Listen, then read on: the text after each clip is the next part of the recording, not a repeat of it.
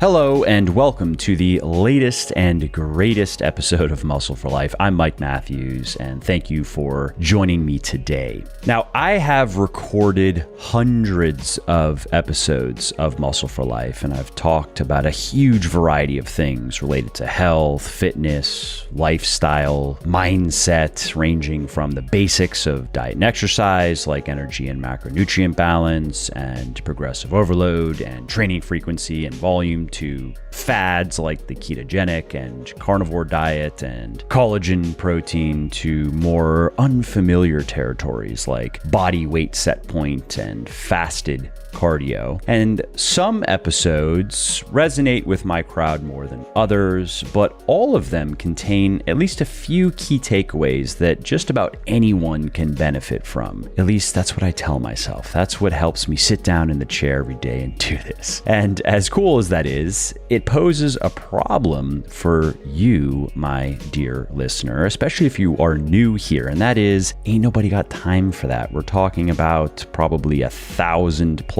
hours of content at this point. And while some people actually do make the time to listen to most or even all of my podcasts, my wizbang analytics tell me that while many listeners tune in on a regular basis, they don't catch every installment of Muscle for Life, and thus they miss out on insights that could help them get even just a little bit better inside and outside the gym. Because if you just get a little bit better consistently enough, that can add up to big results in the long run. And people have also been telling me that they would like me to do more shorter multi-topic episodes like my Q&As and Says You episodes. And so I got an idea. How about a best of series of podcasts that contains a few of the most practical and compelling ideas, tips, and moments from my most popular episodes, going all the way back to the beginning. This way, people who are new in particular can quickly determine if this is the droid they're looking for, if this podcast is for them or not. And then those who are regulars and enjoy what I'm doing, but just don't have the time or inclination to listen to all of my stuff, and I do understand that, I don't take it personally,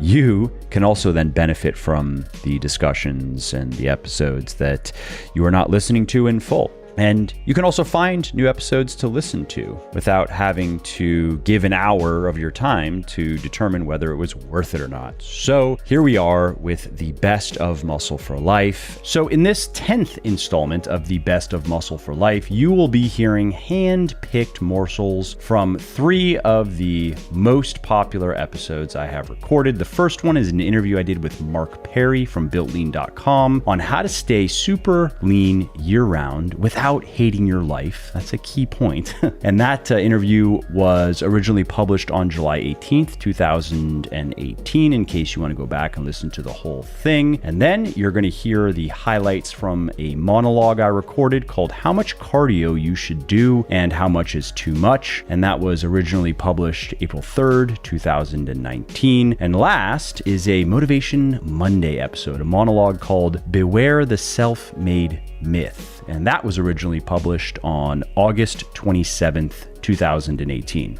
Also, if you like what I am doing here on the podcast and elsewhere, definitely check out my sports nutrition company, Legion, which, thanks to the support of many people like you, is the leading brand of all natural sports supplements in the world. And we're on top because every ingredient and dose in every product is backed by peer-reviewed scientific research. Every formulation is 100% transparent. There are no proprietary blends, for example. And everything is naturally sweetened and flavored. So that means no artificial sweeteners, no artificial food dyes, which may not be as dangerous as some people would have you believe, but there is good evidence to suggest that having many servings of artificial sweeteners in particular every day for long periods of time may not be the best for your health. So while you don't need pills, powders, and potions to get into great shape, and frankly, most of them are virtually useless, there are natural ingredients that can help you lose fat, build muscle, and get healthy faster, and you will find the best of them in Legion's products. To check out everything we have to offer, including protein powders and protein bars, pre-workout, post-workout supplements, fat burners, multivitamins, joint support, and more, head over to www.buylegion.com, BUYlegion.com. And just to show how much I appreciate my podcast peeps, use the coupon code MFL at checkout and you will save 20% on your entire first order. So again, if you appreciate my work and if you want to see more of it, and if you also want all natural, evidence-based supplements that work, please do consider supporting Legion so I can keep doing what I love, like producing more podcasts like this. Okay, so let's start with highlights from the first episode featured in this episode, and that is the interview I did with Marc Perry on how to stay super lean year-round without hating your life. So let's get to the specifics. So like, where are you at right now? And if you've just been have you been in where you are now for a period of time, or have you cut even leaner recently? And what do those specifics look like in terms of calories, macros, the type of foods that you eat, the type of exercise that you do, and also how does that work in terms of a social life, eating out, parties, and so forth? Absolutely. I mean, it's a lot of great questions. I think kind of starting with, I'm trying to think like kind of where we start. I think essentially we have like three kind of categories here. We've got exercise, nutrition, lifestyle. I think starting with exercise, I do kind of 3 full body strength training kind of workouts a week. And these workouts tend to, in general, I call them strength circuits. They tend to be only like 20, 30 minutes, but I do pretty intense training. So for example, I don't know if you've heard of a workout called Simple and Sinister. A guy named Pavel Tsatsouline created it, but basically I'll do 100 kettlebell swings in 5 minutes, basically 10 on my right, 10 on my left every minute. And then I'll do a Turkish get up, 5 Turkish get ups on my right, 5 Turkish get ups on my left. That takes about another 10 minutes. The entire training session, the actual workout's 15 minutes. But I've essentially lifted, I use a 70-pound kettlebell, by the way, to do that workout. So I'm basically lifting, what is it? It's like 7,000 pounds in 5 minutes, right? If I'm doing 100 kettlebell swings in 5 minutes. So anyways, I guess what I'm saying is like my full body training, like workouts, they tend to be pretty intense. And that is kind of definitely has an impact on how my physique looks. So I do that a few times a week. So Monday, Wednesday, Friday is when I do my full body strength training. On Tuesday, I do yoga, hot yoga. I know you're a fan too, because that really helps open up my body. On Thursday, I do like a cross training type of thing where I'll just go for a run. I moved to Santa Monica recently, so I go on the beach. And then on Saturday, I'll either do yoga or like some more cross training. And then on Sunday, I'll do a hike. But the idea is I try to stay as active as I possibly can. And so that's kind of like that's a key point, actually, just to emphasize, is a lot of activity. That's one of the key things. If you want to stay lean year round, you are going to have to be very active, just because you're going to need the additional energy expenditure if you want to eat a halfway like an amount of food that isn't just punitive. Totally. And one more kind of quick thing. And by the way, in terms of my kind of workout structure, as you can, I think, sense from how I described it, it's pretty well balanced. It's like I'm not just doing one thing or the other thing. I try to make it more balanced. I think as I've gotten older, I think that's become more important. Yep. And then kind of one more kind of quick thing to mention about the exercise. I also do every morning, I do like a daily bulletproofing routine.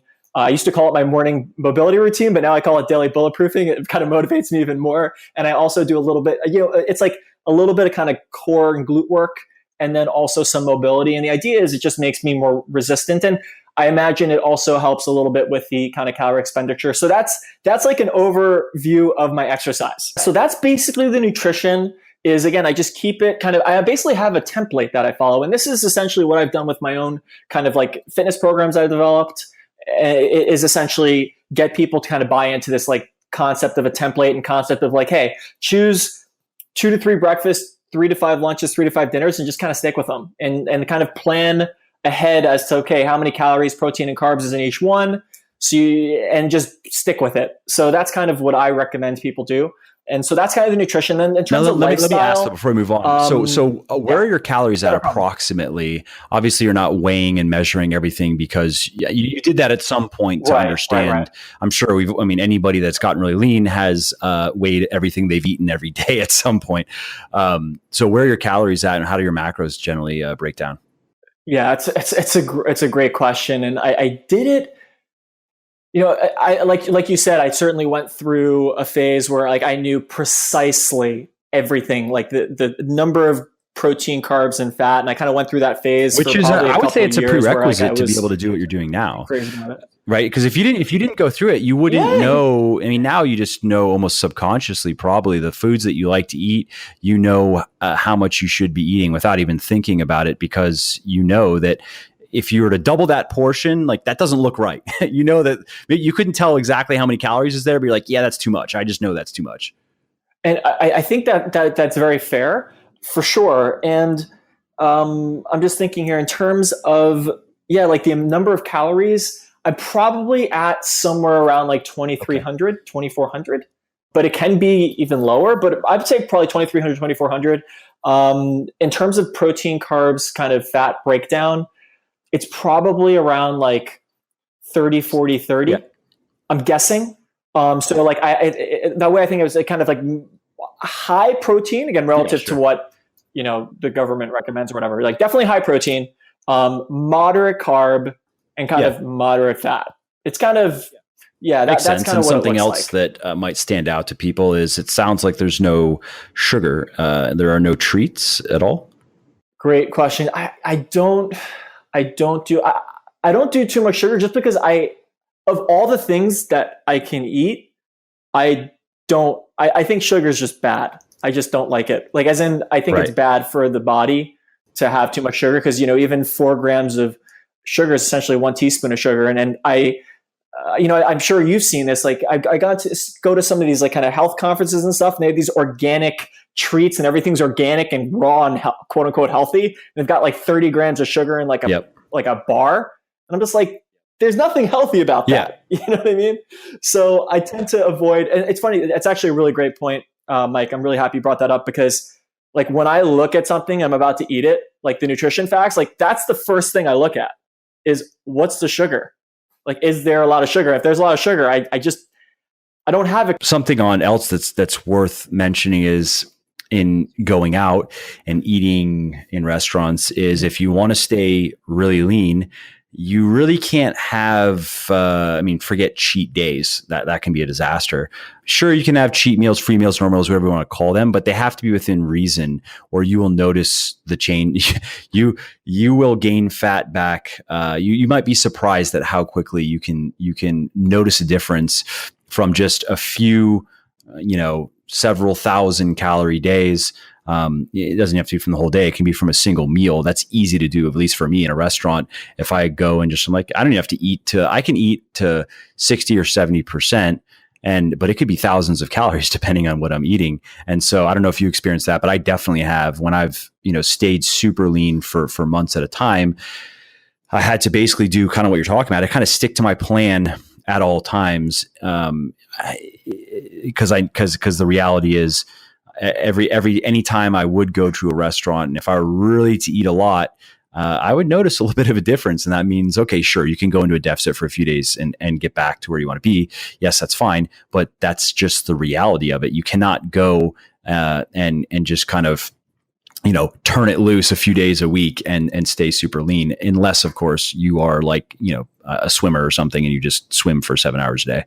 Right. I mean, that's what happened when I was a college athlete. I literally ate whatever I wanted, and it was just disgusting food. Like, looking back, if I knew what I knew now, I would have been a better athlete, right? I would have. But anyways, like then once I got into finance and I was sitting down all day long, that's when like I literally gained 30 pounds in like 3 months. It was just nuts. Because you're eating. Yeah, your habits were engineered to your previous. Exactly.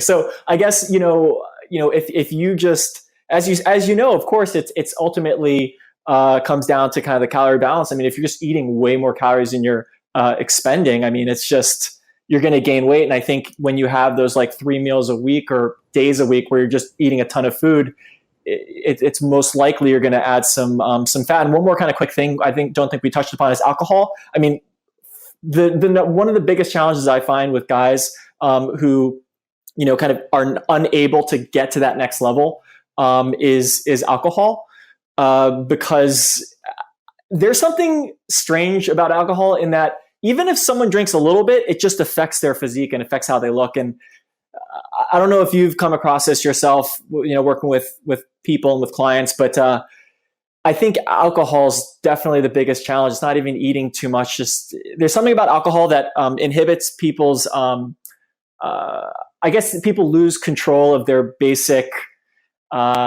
desire to want to stay lean, right? Because if you drink a little alcohol, then you start eating more food, and it's just kind of this chain of events. But anyways, I think alcohol is one of the biggest challenges guys face to kind of getting to that next level and staying super lean. So that's it for the snippets from the interview I did with Marc Perry on how to stay super lean year-round without hating your life. Again, that was originally published on July 18th, 2018, in case you want to go back and listen to the whole thing. And let's move on now to the second episode featured in this Best of Muscle for Life, and that is a monologue I did called How Much Cardio You Should Do and How Much Is Too Much. How much cardio should you do? And my answer is pretty simple. You should do as much cardio as it takes to achieve your health and fitness goals and no more. And it shouldn't be so much that it significantly impairs your physical performance, your recovery, or your health. And if that sounds overly cautious to you, I understand. I'm making cardio sound kind of like a medicine that you have to carefully dose to beat the disease without wrecking your body in the process. And that metaphor is a bit extreme, but there is something to be said for it. For example, research shows that endurance athletes are generally at a higher risk of heart dysfunction than the regular non-running public. And the older these athletes get and the more miles they log, the worse the problem gets. Studies have also shown that marathon runners can develop more arterial plaque than sedentary non-runners, which of course increases the risk of stroke and dementia. There's also the not so fun fact that the more cardio you do, the more stress you place on your body. And if you take that too far, you can wind up in a state of chronic overtraining, you could say, chronic stress where your body simply can't adequately recover from your workouts. And finally, if you hang out around dyed-in-the-wool endurance athletes for a little bit, not even that long, you will quickly notice how many of them have trouble with their knees, their backs, their hips, their tendons, their bones.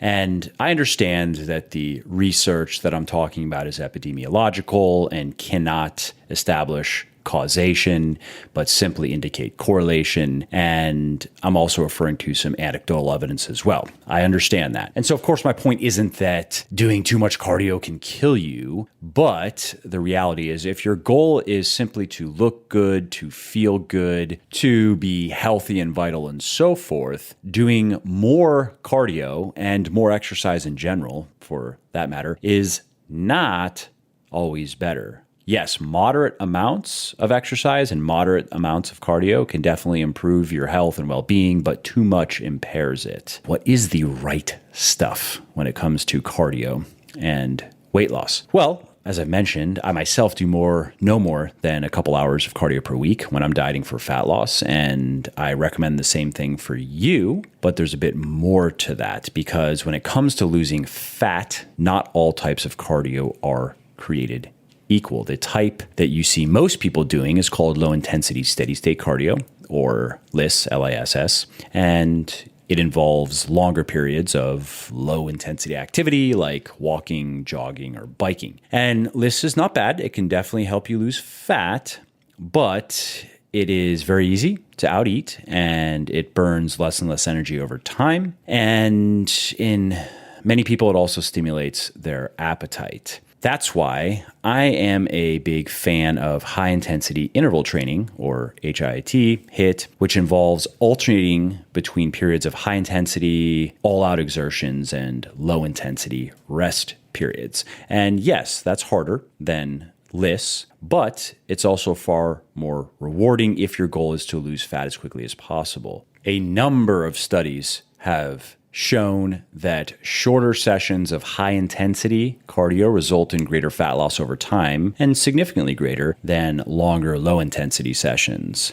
In fact, one study that was conducted by researchers at the University of Western Ontario found that doing just 4 to 6 30-second sprints burns more fat over time than 60 minutes of incline treadmill walking. And that's impressive because even when you factor in the rest periods in between the sprints, you're talking about a relatively short workout. You're talking about no more than 15 minutes beats 60 minutes of walking for fat loss. Research also shows that high intensity interval cardio is particularly good for getting rid of that stubborn belly fat that everybody hates so much, mostly due to improved blood flow to the region, as well as the dangerous accumulations of visceral fat. Let's talk about cardio and muscle building, because many bodybuilders and many fitness folk shun cardio. First, because they just dislike it, but second, because they do believe that it has an almost mystical power to just shrivel up muscle and sap strength. And while it's true that doing too much cardio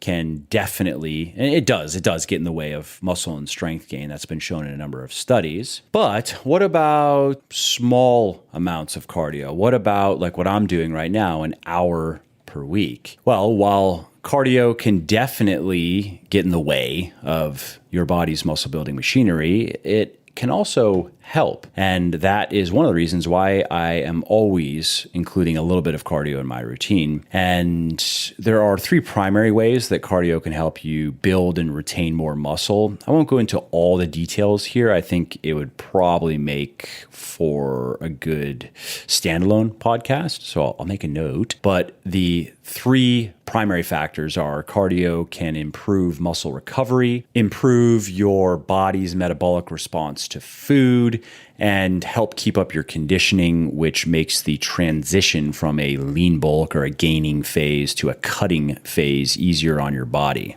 And again, I'll dive into the details in a separate podcast, but to just quickly touch on them, as far as muscle recovery goes, this mostly comes down to increasing blood flow, which of course improves the delivery of nutrients and the removal of waste. And as far as your metabolism and how your body responds to the food that you eat, cardio improves your body's insulin sensitivity, which is how well it responds to the signals from insulin. And research shows that it does so in a dose-dependent manner, meaning the more cardio you do, the more benefits you get. And improving insulin sensitivity or maintaining high levels of insulin sensitivity is good for muscle growth, because the more sensitive your muscle cells are to insulin, the better your body can deliver nutrients to them, nutrients that are needed for getting bigger and stronger, of course. And that's why research has shown a correlation between general insulin sensitivity and muscle gain. So the more insulin resistant somebody's muscle cells are, the worse their results are going to be from their resistance training. And as far as cardio and conditioning go, the point here is really just to prevent the shell shock that many people experience during the beginning of a cut, especially if they're adding cardio after not doing it for a long time. And another interesting point is research shows that cardio helps our bodies better retain their ability to oxidize fat, to burn fat. And that, of course, is useful when we are cutting. And that's it for a few of the high points of that episode. Again, it was called How Much Cardio You Should Do and How Much Is Too Much, and it was published back on April 3rd of 2019, in case you want to go find it and listen to the whole thing. And that brings us to the final stretch of this episode, highlights from a monologue I recorded called Beware the Self-Made Myth. If you like what I'm doing here on the podcast and elsewhere, definitely check out my sports nutrition company, Legion, which, thanks to the support of many people like you, is the leading brand of all natural sports supplements in the world. The Grant study is one of the longest-running observational studies ever conducted. It began in 1938 and has followed the lives of 268 Harvard undergraduate men for 75 years, measuring an astonishing number of psychological, anthropological, and physical traits ranging from personality type to IQ, drinking habits, family relationships, and even hanging length of his scrotum. You never know what the data might reveal. This project was undertaken to determine what factors contribute most to human well-being, and George Vaillant, who directed the study for over 42 years, published its most striking findings in his 2012 book, Triumphs of Experience. Among them are the obvious: alcoholism is incredibly destructive; the encouraging, moderately intelligent people have the same earning potential as highly intelligent folk; and the peculiar, politically left-leaning men tend to be more sexually active later in life.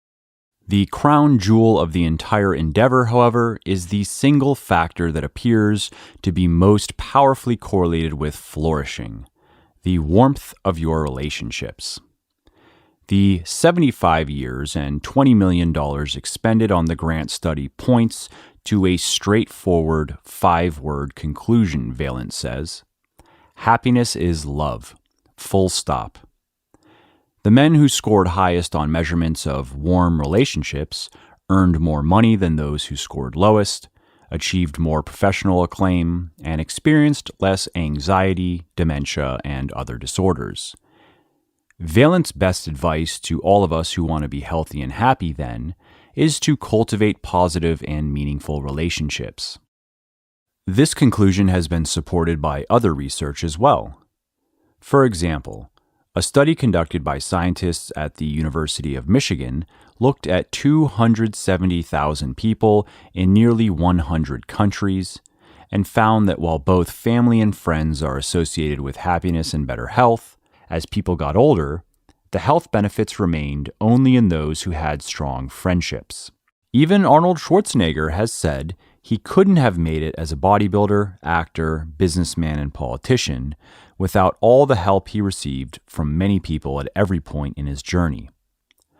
You can call me Arnold, you can call me Schwarzenegger, you can call me the Austrian Oak, you can call me Schwartzy, you can call me Arnie, but don't ever call me the self-made man, he said in his 2017 commencement address at the University of Houston.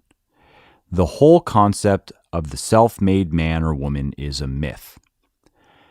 He went on in that speech to share parts of his story that you don't hear in motivational monologues and biographical sketches. Arnold's mother tutored him through school. His father taught him how to play sports and develop discipline. A lifeguard taught him how to do his first chin-up. Coaches taught him weightlifting and powerlifting. Fitness magnate Joe Weider brought him to America and gave him a place to live. Men and women patiently gave him acting, voice, English, speech, and accent removal lessons. Studio executives, producers, and directors found roles for him.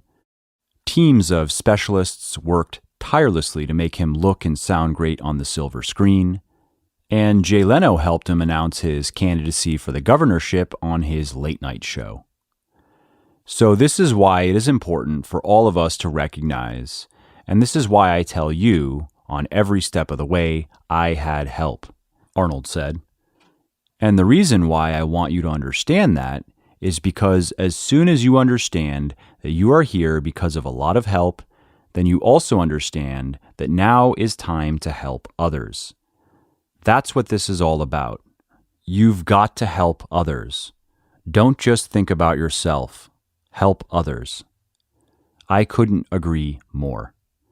You wouldn't be reading this book if I hadn't received the help, directly or indirectly, of literally thousands of people.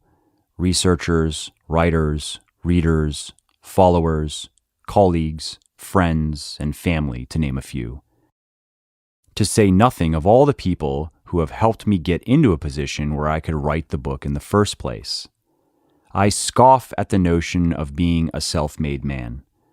I was taught at an early age that no matter what you want to do, don't try to go it alone. You won't get very far.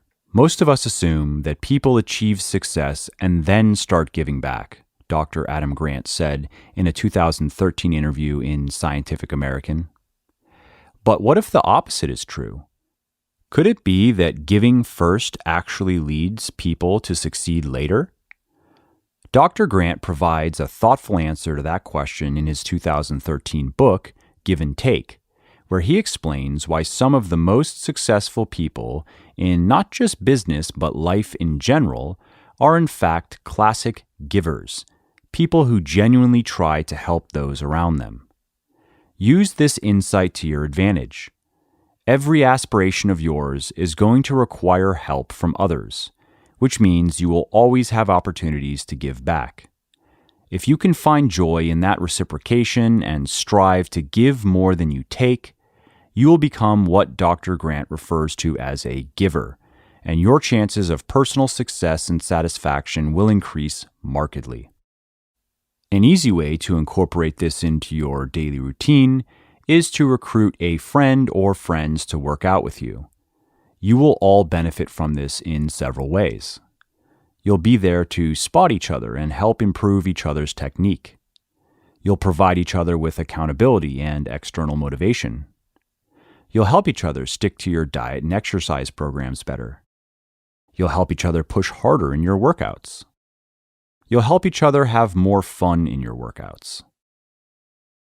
Okay, so that's it for the takeaways from Beware the Self-Made Myth. And that was originally published on August 27th, 2018, in case you want to go hear the whole thing. And that also brings us to the end of this episode. I hope you liked it. Thanks again for joining me today. And if you did like it, you are definitely going to like what I have in store for you for the rest of the month. I have another Q&A. I have a monologue specifically for women, the 4 best workout splits for women. I have an interview I did with a buddy of mine, Michael Chernow, successful entrepreneur and media personality and all-around good guy, as well as another installment of Says You, another Q&A, and much more. Please do leave a quick review on iTunes or wherever you're listening to me from, in whichever app you're listening to me in, because that not only convinces people that they should check out the show, it also increases search visibility, and thus it helps more people find their way to me and learn how to get fitter, leaner, stronger, healthier, and happier as well. And of course, if you want to be notified when the next episode goes live, then simply subscribe to the podcast and you won't miss out on any new stuff. And if you didn't like something about the show, please do shoot me an email at mike@muscleforlife.com, just muscle, F-O-R, life.com, and share your thoughts on how I can do this better. I read everything myself, and I'm always looking for constructive feedback, even if it is criticism. I'm open to it. And of course, you can email me if you have positive feedback as well, or if you have questions really relating to anything that you think I could help you with, definitely send me an email. That is the best way to get a hold of me, mike@muscleforlife.com. And that's it. Thanks again for listening to this episode, and I hope to hear from you soon.